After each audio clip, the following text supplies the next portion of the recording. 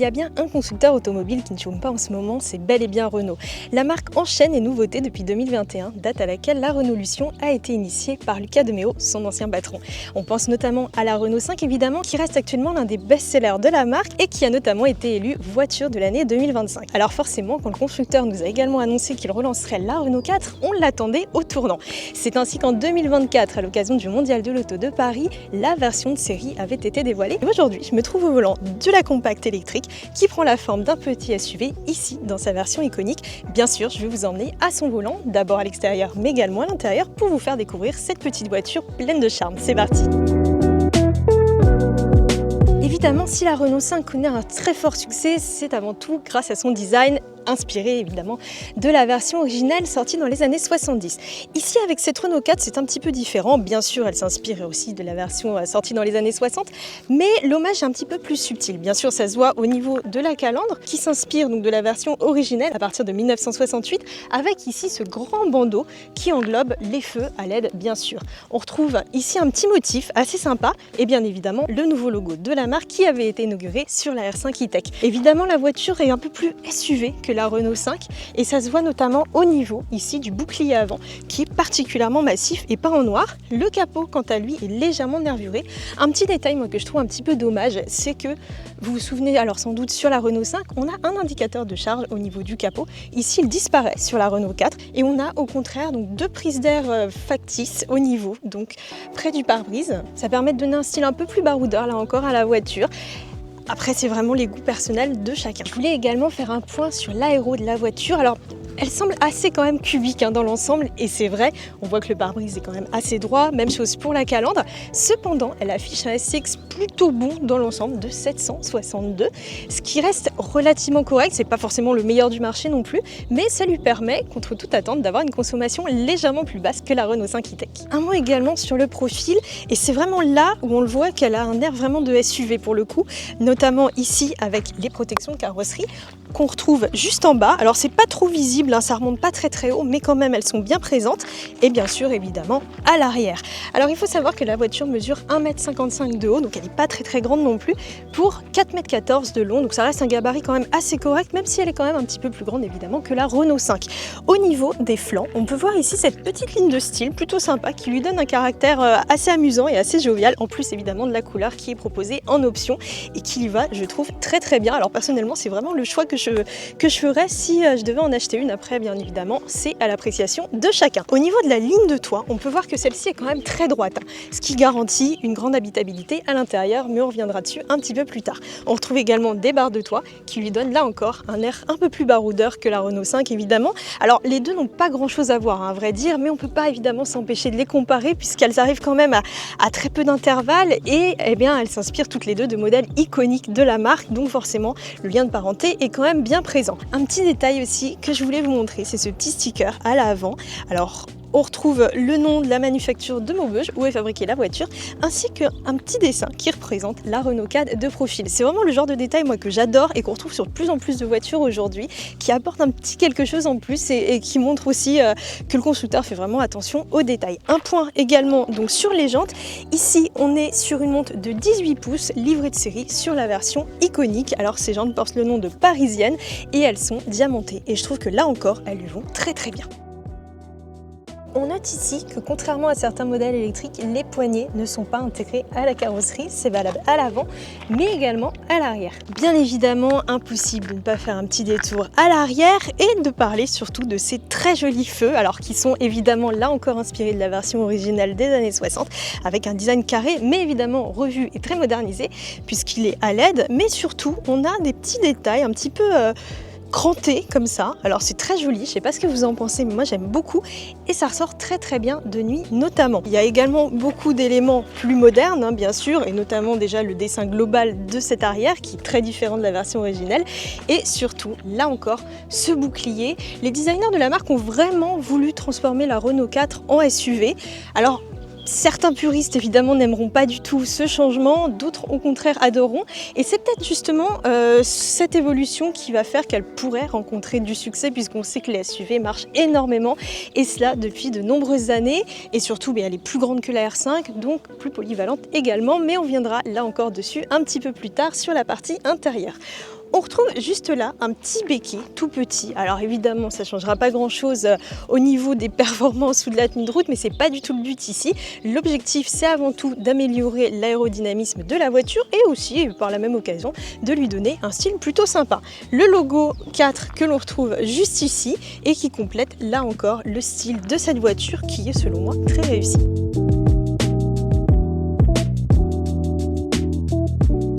Montrer l'extérieur de la Renault 4 qui change radicalement par rapport à la R5 et même par rapport à la version originale. Maintenant, je vous montre un petit peu l'intérieur et vous allez voir que si vous connaissez la Renault 5, vous n'allez pas du tout être dépaysé puisqu'en fait, cette voiture, eh bien, elle reprend tout simplement l'intégralité du poste de conduite de la citadine. On retrouve donc une grande dalle numérique qui est en fait composée de deux écrans bien distincts. Donc un premier de 10 pouces qui regroupe tout l'infodivertissement. Alors il faut savoir que ce dernier est propulsé par OpenAirLink et fait appel au service d'Android Automotive. Donc on retrouve vraiment tout l'interface Google, donc Google Maps, etc. Donc on ne sera pas perdu. À noter également que la voiture a le droit à un planificateur d'itinéraire intégré directement à la navigation, ce qui permet sur des longs trajets ou même des plus courts par exemple, de vraiment pouvoir programmer son itinéraire et de ne pas se retrouver à court de batterie puisque la voiture va choisir elle-même les endroits les plus adaptés pour se recharger. Ce qui permet également de profiter du préconditionnement de la batterie, c'est-à-dire qu'on va mettre la borne de recharge dont on a besoin et la voiture va se préparer, ce qui est particulièrement utile par temps froid parce qu'il faut savoir que la batterie doit être à une certaine température pour pouvoir encaisser vraiment toute la puissance de charge nécessaire. En ce qui concerne le système d'infodivertissement, donc comme je vous l'ai dit, il est repris de la R5, mais on va quand même s'attarder un petit peu dessus pour ceux notamment qui ne connaissent pas la citadine ou qui seraient intéressés pour passer directement à la R4. Alors ce dernier, il a un design qui est plutôt correct et dans l'air du temps, vraiment très très sympa. L'ergonomie est plutôt bonne. Globalement, donc tous les réglages se font dans l'écran. En revanche, et ça c'est une très bonne chose, tout ce qui est lié à la climatisation, ça reste quand même de vrais boutons physiques. Moi, c'est quelque chose que j'aime beaucoup et sur lequel reviennent de nombreux constructeurs qui avaient tenté de faire du tout tactile et qui ont vu que ça n'avait pas du tout marché parce que c'est pas du tout ce que les clients veulent. Là, on a vraiment un bon compromis entre le tactile et de vrais boutons, ce qui permet de pouvoir régler la climatisation sans aucun souci et surtout sans quitter la route des yeux. On retrouve donc tous nos raccourcis sur le côté de l'écran, on peut y accéder très facilement et la réactivité est très très bonne également quand on veut rentrer dans une application par exemple. L'ensemble est simple et efficace, franchement on n'en demande pas plus donc c'est super. Au niveau du combiné d'instrumentation numérique, celui-ci mesure 10,1 pouces donc il est légèrement plus grand que l'écran tactile, honnêtement ça se voit pas du tout et celui-ci est personnalisable, on peut vraiment choisir quelle vue on veut avoir, si on veut voir la navigation etc. Il est très sympa également, on a un design qui est très moderne et qui change un petit peu, moi j'aime beaucoup. La lisibilité est aussi très très bonne donc, et il est très grand et le volant ne le cache pas, peu importe la position où on va le mettre, on peut le mettre très bas également donc ce qui est très très bien pour les petits gabarits comme moi par exemple.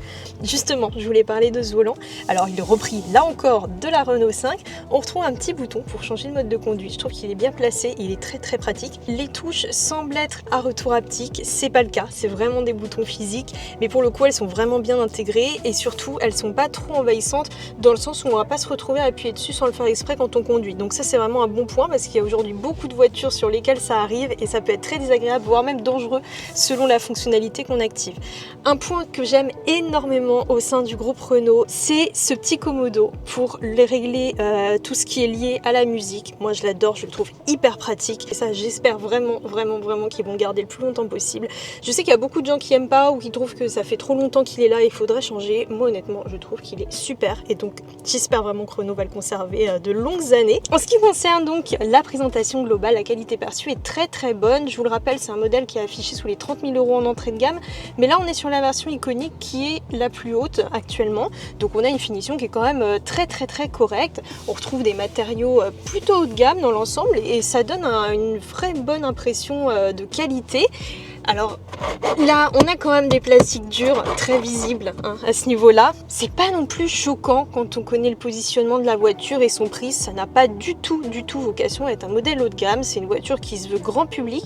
Mais à titre de comparaison, alors même si elle est évidemment beaucoup plus chère, mais certains pourraient quand même hésiter avec la nouvelle Citroën C3 électrique. Et je trouve que ça n'a absolument rien à voir. Ici, on est vraiment sur quelque chose de beaucoup plus haut de gamme, même si, voilà, je le rappelle, là, on est sur une version beaucoup plus élevé et donc beaucoup plus cher, mais je reviendrai dessus en fin d'essai. Un détail aussi que je voulais vous montrer, donc toujours au niveau de la planche de bord, c'est ici le petit logo Renault 4 rétro-éclairé, donc on peut choisir la couleur évidemment, et les surpiqûres jaunes que je trouve très sympa, une couleur qu'on retrouve également sur les sièges et en fait qui fait écho aux petits stickers qu'on a à l'avant, à l'extérieur. Bien évidemment le drapeau français, mais également le ciel de toit ici légèrement bossé, qui est en fait un hommage à la R5 précédente et qui est d'ailleurs reprise de la R5 électrique également, ce qui permet à la marque de faire un petit clin d'œil au passé, mais également évidemment de faire quelques économies au passage.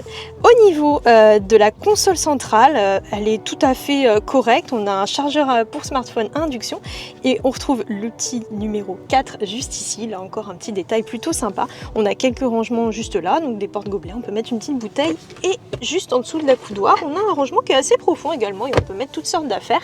Bien évidemment, la boîte à gants qui est assez grande, vous pouvez le voir. Pour une petite voiture comme ça, c'est très pratique d'avoir ce genre de choses.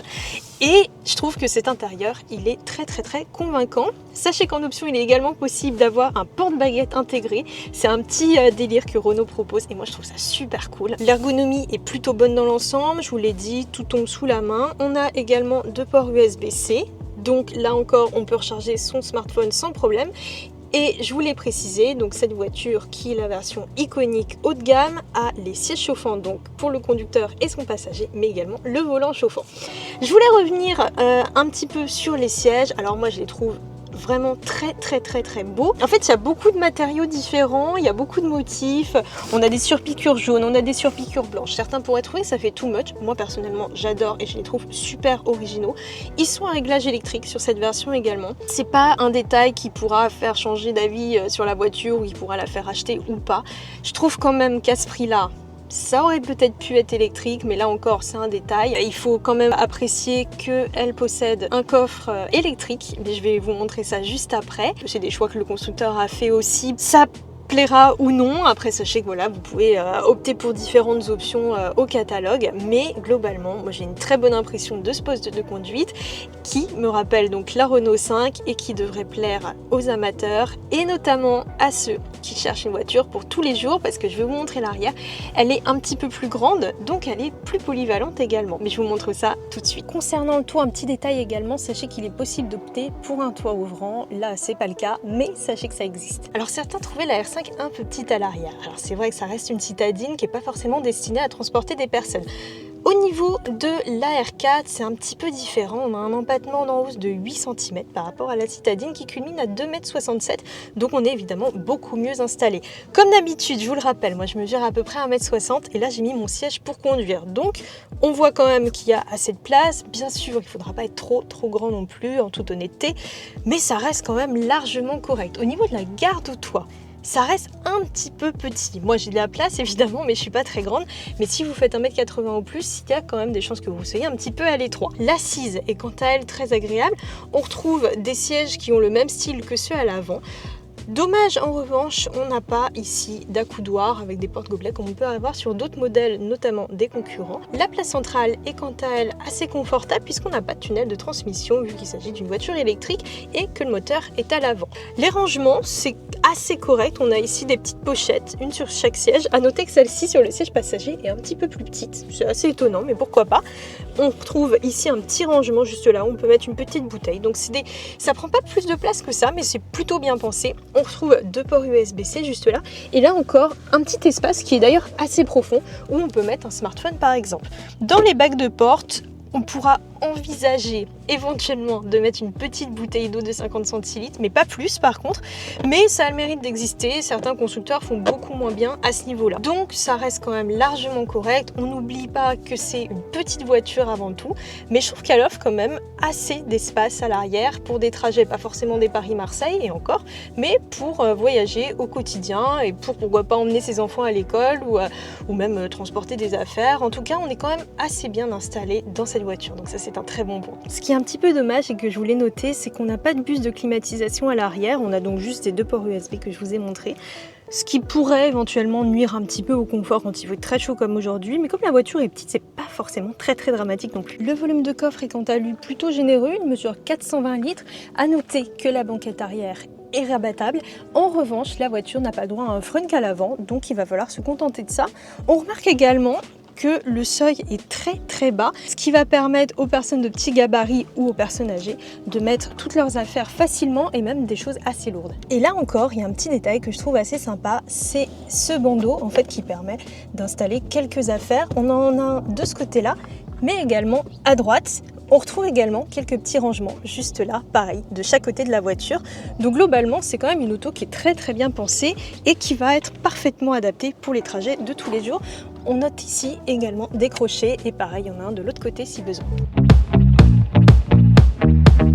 Je vous ai présenté l'extérieur, l'intérieur de cette Renault 4. Maintenant, évidemment, je vous emmène à son volant. Alors, on est sur des petites routes de campagne. C'est vraiment le cadre idéal pour essayer cette voiture. Il ne faut pas oublier qu'elle se destine un petit peu à toutes les configurations. Certes, elle ne sera pas forcément conçue pour aller très loin, pour faire des très longs voyages. Et encore, parce qu'elle consomme un petit peu moins que la Renault 5 notamment, donc ce qui permettra de parcourir peut-être d'un peu plus longue distance. En revanche, une chose est sûre, elle est vraiment faite pour tous les jours, pour tous les types d'usages, que ce soit pour aller au travail, aller chercher les enfants à l'école et pourquoi pas même dans un cadre professionnel. Elle est également très à l'aise sur l'autoroute comme on l'a vu un petit peu plus tôt en off. Là je vais l'essayer sur des routes un petit peu plus sinueuses pour voir ce qu'elle donne évidemment, même si il faut garder en tête que c'est pas une voiture sportive du tout, malgré la puissance qui reste quand même assez raisonnable. Ici on est sur la version iconique, donc la plus haut de gamme, je le rappelle, qui affiche une puissance de 150 chevaux. Il est aussi possible de choisir la variante de 120 chevaux qui est l'entrée de gamme. Le couple est quant à lui annoncé à 245 Nm, ce qui est tout à fait correct et ce qui permet de réaliser le 0 à 100 en 8,2 secondes. Je vous l'ai dit, donc c'est pas un foudre de guerre du tout, c'est pas du tout ce à quoi il faut s'attendre avec cette Renault 4.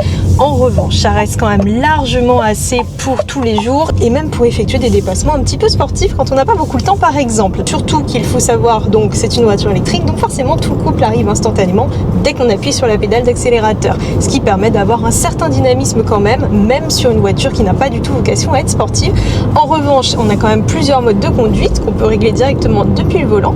Donc là, je me suis mis en mode confort, c'est le mode que je recommande et que j'utilise le plus souvent. On a quand même une configuration éco que je recommande pas forcément. Si vous avez vu ma vidéo sur la Toyota Experience, vous saurez pourquoi. On retrouve également un mode sport qui permet de rendre la voiture encore un petit peu plus réactive et enfin un mode perso qui permet là de configurer vraiment la conduite comme on le souhaite. On peut choisir vraiment individuellement les différents éléments qu'on veut paramétrer. Moi là je suis en mode confort pour l'instant. C'est une configuration, je vous l'ai dit, qui sera la plus adaptée pour tous les jours pour cette voiture. Pour être honnête, les autres modes ne changent pas forcément grand chose, surtout le mode sport, ça va pas transformer la voiture radicalement. C'est une auto qui s'apprécie sur ce type de route. On a une suspension qui est assez confortable, mais on remarque quand même qu'elle est un poil ferme sur les aspérités de la route, comme c'est le cas juste ici. C'est pas non plus choquant du tout et en ville ça reste quand même correct, notamment sur les ralentisseurs et on sait qu'ils sont très hauts pour la plupart. Évidemment on n'est pas au niveau de Citroën en ce qui concerne le confort. Si vous cherchez une voiture réellement confortable pour une personne âgée par exemple, ou si vous avez des problèmes de dos ou juste vous aimez les voitures confortables, je vous conseillerais plus honnêtement d'aller vers une Citroën C3 électrique ou pas d'ailleurs, avec des sièges rembourrés, des suspensions AWT, hydraulique progressive, enfin bref tout l'arsenal pour avoir plus de confort. Ici on est sur quelque chose de beaucoup plus classique, ça reste quand même très bien, hein, mais les aspérités de la route sont un petit peu moins bien gommées. Rien de choquant, mais voilà, c'est quand même à préciser. Et je voulais également, comme on parlait de confort, faire une petite aparté sur l'insonorisation qui reste quand même assez moyenne. Alors, vous ne l'avez pas forcément vu en vidéo, mais quand on ferme les portes, déjà on sent qu'elles sont très légères et forcément il n'y a pas de miracle. L'isolation n'est pas forcément excellente. Et ça s'entend surtout, là je roule à 80 km/h à peu près, et on entend beaucoup les bruits aérodynamiques, notamment au niveau des rétroviseurs. C'est pas dramatique non plus, hein, là encore il faut se rappeler que c'est une voiture à moins de 30 000 €, donc on peut lui pardonner ses petits défauts, mais ça reste quand même à noter. En revanche quand même on a un vrai agrément de conduite qui est quand même très agréable et qui rend cette voiture tout à fait envisageable pour tous les jours. Ce que j'aime aussi, et ce qui est assez logique puisque les deux voitures, donc la Renault 5 et la R4 partagent la même plateforme, c'est le côté dynamique. Je vous l'ai dit, c'est pas du tout une voiture de sport, on n'a pas une puissance de fou non plus. En revanche, on a quand même des suspensions donc assez fermes, dans l'ensemble, pas trop non plus, mais quand même qui sont typés assez fermes, et ce qui fait qu'on a un comportement qui est assez dynamique, un petit peu moins quand même que sur la Renault 5 du fait de la garde au sol légèrement plus élevée, mais quand même elle se comporte plutôt bien. On a une petite prise de roulis quand même dans les virages, il n'y a pas de miracle non plus à ce niveau là, même si le fait d'avoir les batteries sous le plancher, ça rend l'ensemble quand même un petit peu mieux, ça permet d'avoir un centre de gravité plus bas et ça limite le tangage dans les virages. La direction également, alors je trouve qu'elle est bien calibrée, elle est plutôt informative, ça pourrait être mieux évidemment, mais ça reste quand même correct, donc c'est à peu près où on met les roues.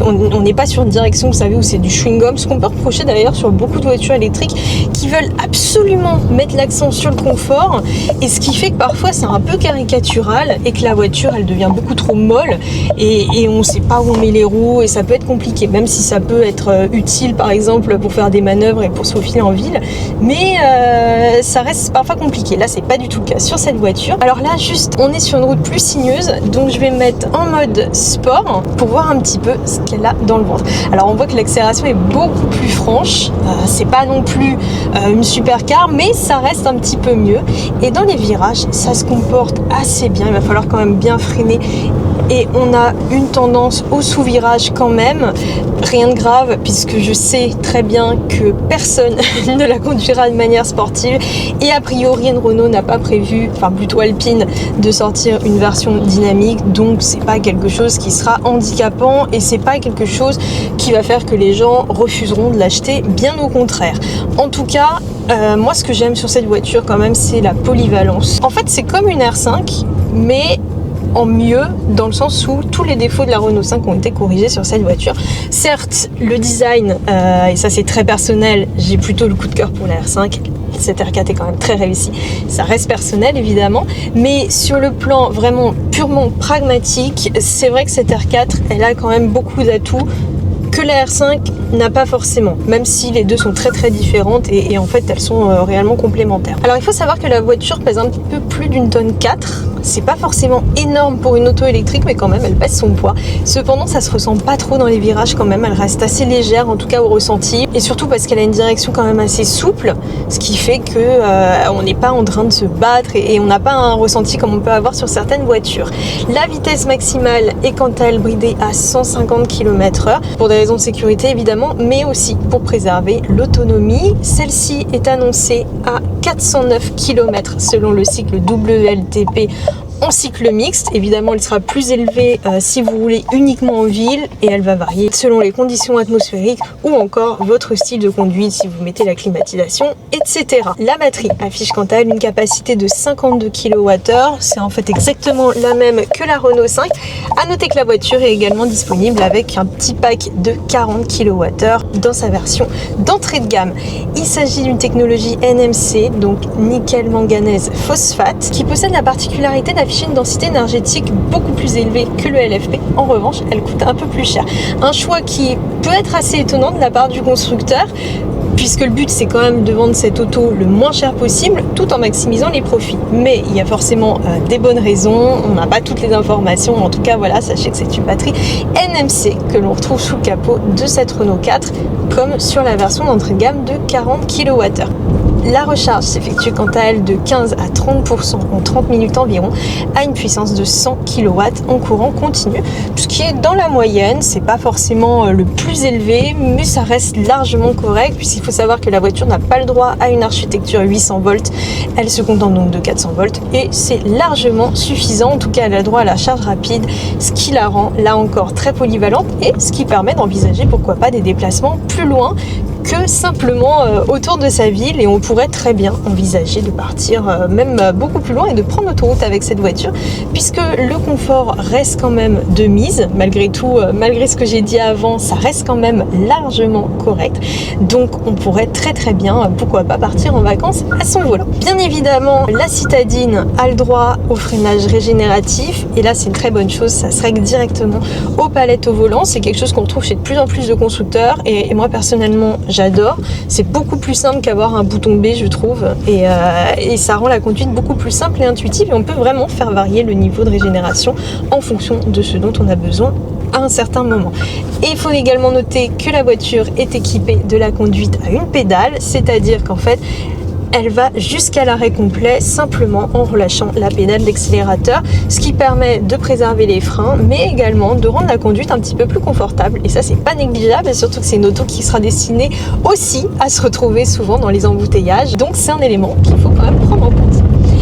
Là, vous l'avez vu, je suis passée sur des pavés et franchement, alors j'ai pas du tout ralenti, franchement ça se passe plutôt bien. J'ai pas été secouée dans tous les sens non plus et le son n'est pas non plus trop présent comme on peut avoir avec certaines voitures. Donc c'est quand même validé à ce niveau-là. Il faut également savoir, toujours sur tout l'écosystème électrique, que la voiture est équipée d'une pompe à chaleur, ce qui permet là encore de réduire un petit peu la consommation sur les longs trajets. Et si on utilise la climatisation et le chauffage, c'est des petits éléments comme ça qui permettent de rendre la voiture un petit peu plus efficiente. En tout cas, je trouve que Renault a quand même fait du bon travail avec cette voiture. Dans l'ensemble, elle a quand même beaucoup de qualité, elle se comporte bien, elle est agréable. Franchement, il n'y a pas grand chose de négatif à redire, si ce n'est la sonorisation. Je trouve qu'il y a un petit peu dommage, mais voilà, il faut se rappeler que c'est une voiture très grand public, abordable, qui fait partie des moins chères du marché à l'heure actuelle pour cette catégorie, bien évidemment. Donc, c'est un défaut sur lequel on pourrait passer outre. Mais dans l'ensemble, les prestations sont très bonnes et je suis sûre qu'elle trouvera son public, même si je trouve quand même que en version d'entrée de gamme, elle reste un petit peu chère. Je vais vous en parler à la fin de cet essai, mais en tout cas, elle est éligible au bonus écologique, donc ça c'est quand même une très bonne chose. Et un petit point, là encore c'est totalement subjectif, mais je trouve que le design est très très sympa et ça jouera aussi peut-être dans la décision d'achat de certains, parce que une chose est sûre, elle affiche un capital sympathie assez fou.